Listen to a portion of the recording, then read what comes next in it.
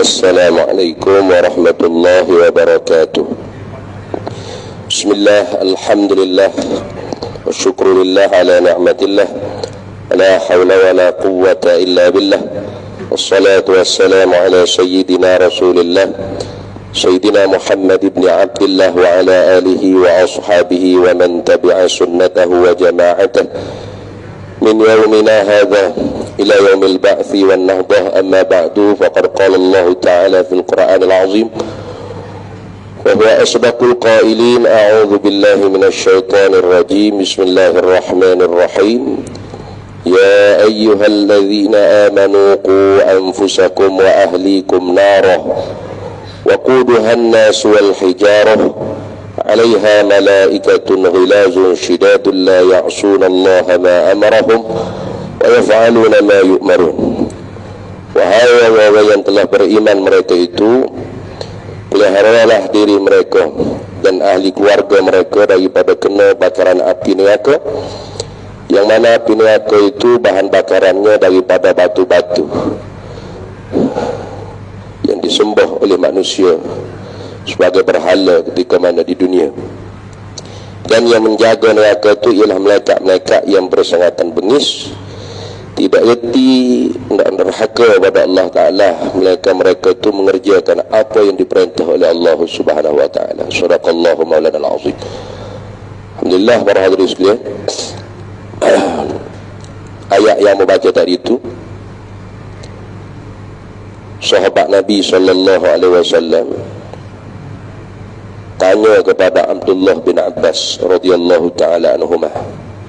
Abdullah bin Abbas, sepupu Nabi kita Muhammad sallallahu alaihi wasallam, yang didoa khas oleh Nabi sallallahu alaihi wasallam, Allahumma faqihhu fid din wa 'allimhu ta'wilih.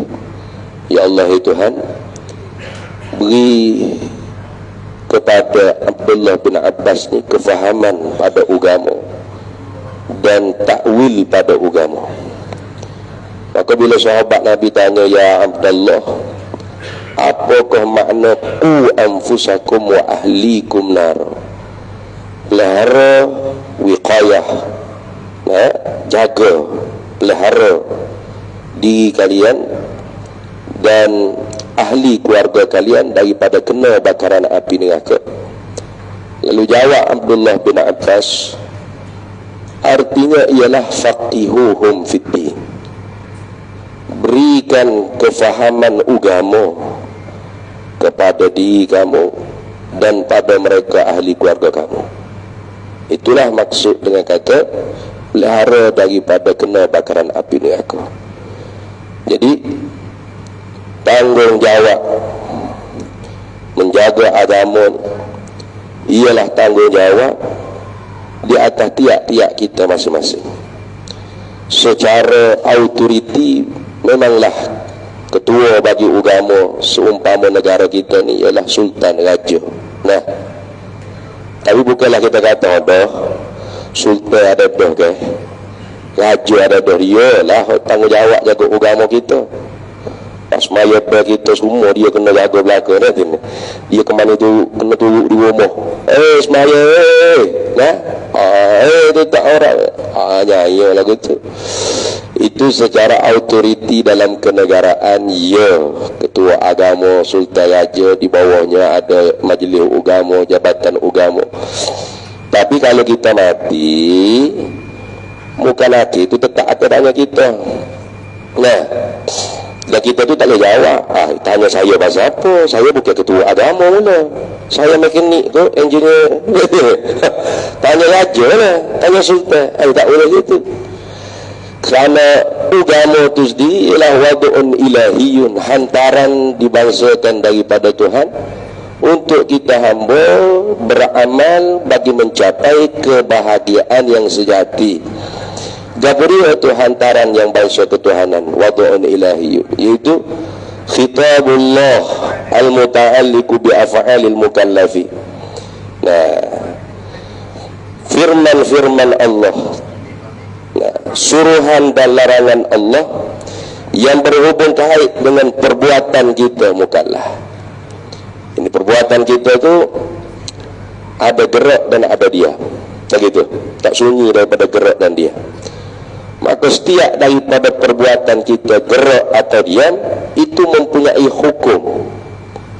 Terkadang yang wajib, terkadang yang haram, terkadang yang makruh, terkadang yang sunat. Tak ada satu detik kita itu terpisah daripada hukum, melainkan kita itu bukan lagi mukallaf. Apa mukallaf? Mukallaf ni orang yang diberati dengan hukum syarak taklifi tadi. Nah, apa hukum syarak taklifi? Yani ma fihi kulfatun, hukum yang ada padanya itu keberatan, berat. Nah, contoh seperti semaya 5 waktu, berat. Bukan yang ni nak subuh 2 rakaat je. Tapi lama mana tak semaya subuh. Nah, hak body usah-usah, hak sadar-sadar boleh akak berat ada ke? Nak akak selimut tak sampai sekilo tu tak agak. Kalau tanpa taufik daripada Allah Ta'ala. Kan gitu. Jadi berat. Wajib berat. Kerana wajib itu dengan makna talabul fi'li, talaban jaziman. Syarak tuntut kita perbuat akan sebagai tuntut yang putus. Bagaimana putus? Yusabu ala fi'lihi wa yu'aqabu ala tarkihi. Dijanji syurga, pahala syurga kerana kita mengerjakannya dengan ikhlas. Kalau tak ikhlas tak dapat ke? Nah, ya, ikhlas tu tengok ke martabat masing-masing lah. Jangan kita nak kejar ikhlas mukhlasin tu jawabnya tak beramal semua kita. Nah, pakai baju tu biar sesuai dengan tubuh saiz kita. Kita ikhlas mukhlisin, usahakan ikhlas mukhlisin. Kerana ikhlas ada dua. Ada ikhlas mukhlisin, ada ikhlas mukhlasin. Ikhlas mukhlisin itu yang difardukan di atas kita. Wa ma umiru illa liya'budullaha mukhlisin. Tidak diperintah kita tu beramal ibadat melainkan dengan ikhlas. Ikhlas mukhlisin ini ikhlas kita berusaha mujahadah dalam hati kita, lawan kalau ada ghairullah selain daripada Allah, janji syurga, pahala, ada selain daripada itu. Mana nak tunjuk kau riak dia panggil, ataupun nak rasa diri hebat, ada tujuan ghayah yang selain daripada raja'an li thawabillah wa khawfan an iqabillah, harap pada pahala daripada janji baik Allah, takut daripada janji seksa Allah Ta'ala. Itu ikhlas mukhlisin. Ada itu tak apa dah. Kalau ikhlas mukhlasin tu 100% mesti kerana Allah bulat, tidak ada ghairullah selain daripada Allah. Jawab dia tak semaya gitu. Nak semaya Allah, pak mari pujuk, pak mari riak. Balik rumah tidur nyaya itu. Nah, jadi pakai baju tu mengikut saiz kita. Kita ikhlas mukhlisi, kita usaha sehingga Allah melicinkan hati, atau dia panggil ikhlas mukhlasin. Ikhlas mukhlasin itu tinggi, martabat ikhlas yang paling tinggi, yang syaitan sendiri kata aku tak mampu nak menyesak. Nah, bi'izzatika la ughwiyannahum ajma'in illa ibadaka minhumul mukhlasin. Dengan keagungan engkau, demi keagungan engkau itu, kata iblis, aku akan menyesat ke sekalian anak cucu cicit ada, melainkan hamba engkau yang engkau pelicingkan hati dia. Itu ikhlas mukhlasin. Itu sudah tinggi. Kalau kita nak buat amal tu start di tingkatan selalu. Kalau ngaji sekolah kan, kata satu tak masuk, nak masuk universiti selalu, apa kerah awak dia? Dia kena ikut tangga step by step. Itu. Wa ya'aqabu ala tarkihi, dan dijanji seksa kalau kita meninggalkannya. Tak ada kena seksa selalu. Dijanji seksa dengan Allah tak pergi Jumaat. Mana kena seksa? Perut bucik molek-molek, nak makan nasi kedai, relax, tak ada apa-apa, kata mana ada kena seksa? Ya, tak kena seksa sekarang, tapi masuk dalam janji seksa. Maka berat tak wajib? Berat. Sunat berat juga, kerana ada tuntutan talabul fi'li, syarat tuntut kita buat. Jadi bukan sunat ni buat tak apa, tak buat tak apa, tu bukan sunat. Itu dia panggil perkara harus, mubah. Sunat ni kena buat, syarat suruh kita buat, tapi suruhannya bi ghairi jazimin, dengan ketiadaan putus. Artinya kalau kita buat dengan ikhlas dapat pahala, kalau kita tidak buat tapi kita tu tidak menghina-hina, tidak memandang lekeh, dia kata sunat jah, jangan jah. Nah, Atau mana tak sembahyang sunat? Sunat jah, jangan. Sunat ni nah. Tak apa tak sembahyang sunat. Tak sekira aku malah. Ada apa tu? Tak dosa tu. Nah, itu dia panggil sunat. Biar tak? Biar. Bukan orangnya. Maya awak masjid. Sunat. Duduk di sah yang pertama. Sunat. Tapi mana-mana awak marilah awak. Nah, cuma surah ni alhamdulillah maya awak juga. Tapi bukan sebab sah pertama, sebab ada nasi belakang. Alhamdulillah tu. Kurang maya awak juga masjid. Jadi ni apa panggil hukum taklifi syarak. Inilah dipanggil agama, dan dia tak terpisah daripada gerak diam kita. Contoh kita kata bunyi azan. Bunyi azan Jumaat. Ya ayyuhalladzina amanu idza nudiya lis-salati min yaumil jumu'ati fas'au ila dzikrillah wa dharul bay'. Ya ayyuhalladzina amanu, hai yang beriman, idza nudiya lis-salati min yaumil jumu'ah, apabila disuruh, mana bunyi azan yang menyeru kalian tu kepada semaya hari Jumaat, semaya Jumaat lah hari ni. Fas'au ila dzikrillah, bersegeralah kalian kepada sembahyang. Zikrillah itu kepada sembahyang, karena sembahyang ni hikmah yang terbesarnya supaya kita ingat Tuhan. Aqimis sholata li dzikri, dirikan sembahyang untuk ingat kepada aku. Fas'au ila dzikrillah wa dharul bay'. Tinggal orang panggil jual beli itu segera pergi sembahyang. Nah, jadi bila bunyi bel, hukumnya kita tinggal segala kerja kita tu wajib. Gerak gitu wajib. Diam tak pergi lagi, duk menega lagi, dengan tidak niat aku nak pergi sembahyang Jumaat. Kalau dia niat apalah. Dah. Diam duk main urusan jual beli lagi. Menega lagi, lambat lagi komak tu. Nah, tak ada niat nak pergi. Dosa haram. Tu jaga-jaga. Tidak Jumaat sajalah, sembahyang gapo pun gitu. Bunyi bel tu tak niat selalu. Sudah makan nasi 3 pinggan nak pergi sembahyang. Apa? Dah. Kalau mati celah duduk tengah makan nasi itu, tak dihukum meninggalkan sembahyang sebab ada niat dia. Niatul mukmin khairun min amali. Niat orang mukmin itu lebih baik daripada perbuatan dia. Tapi kalau tak ada niat, orang bebas orang rasa tu duduk mamuh lagi, makan nambah lagi. Tak ada niat kata aku ni lepas makan ni lagi sembahyang, aku nak sembahyang lepas makan. Tak ada lagi tu.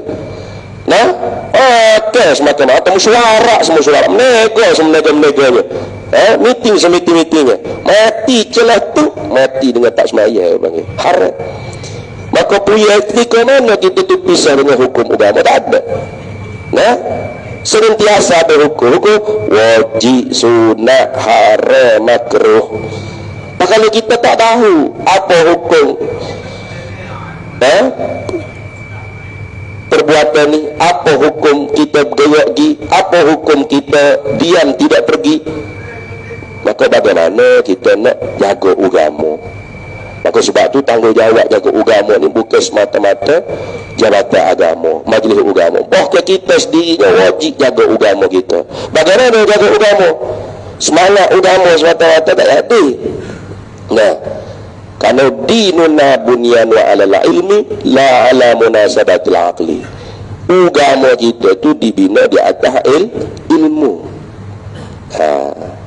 Sebab tu orang buat kajian betapa hebatnya Nabi kita Muhammad sallallahu alaihi wasallam. Orang tali sendiri. Nah, bagaimana seorang yang muncul di tengah-tengah bangsa yang sempurna kejahilannya.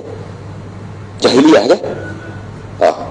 Jahiliyah, mana bangsa yang bodoh, yang sempurna kebodohannya. Sempurna, bodoh dia tu sempurna wala.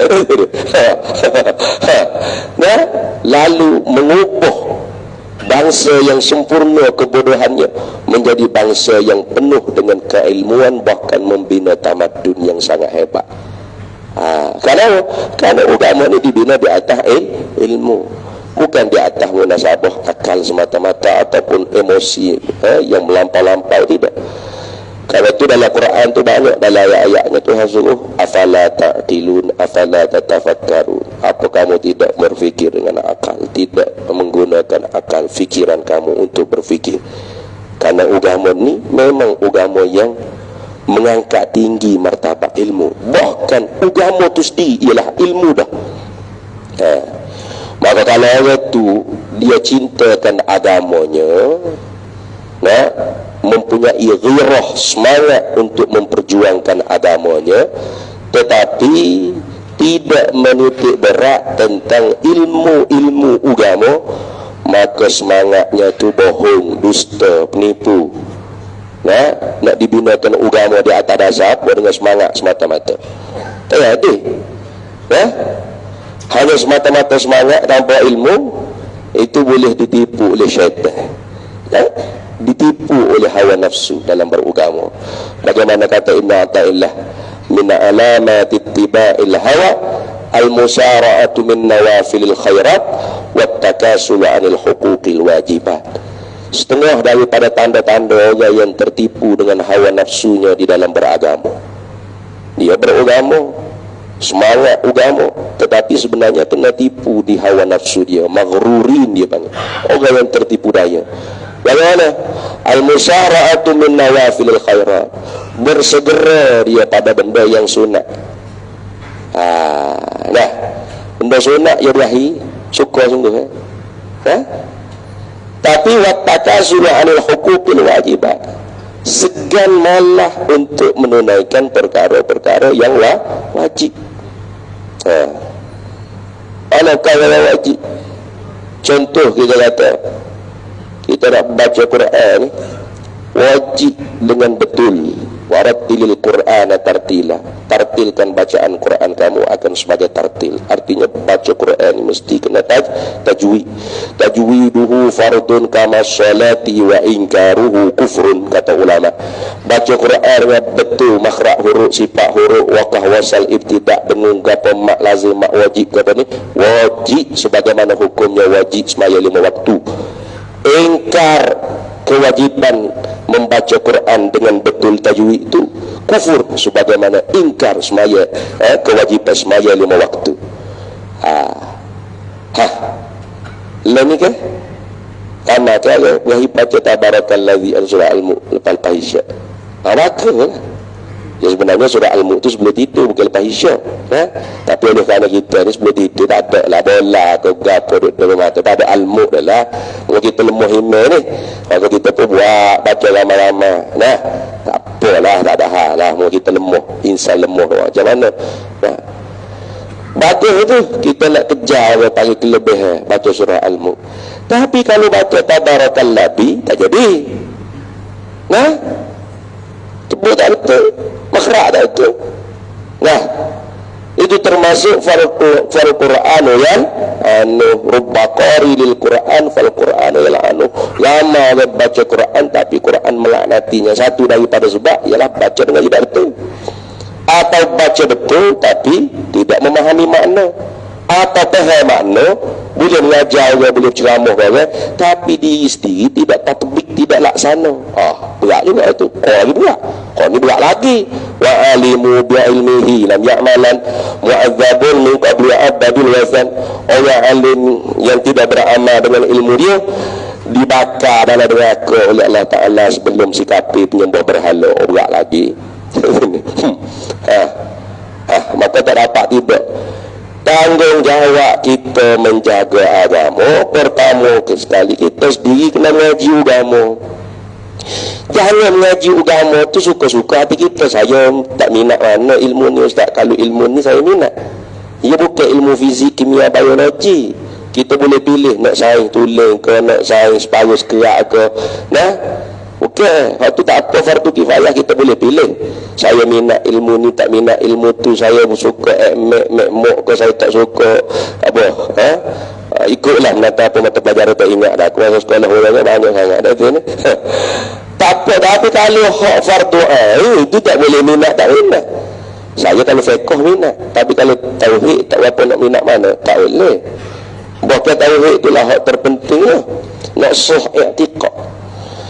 banyak orang yang mengajar dalam televisyen, desing rasa kepala dengar, desing telinga, denyut kepala dengar. Allah.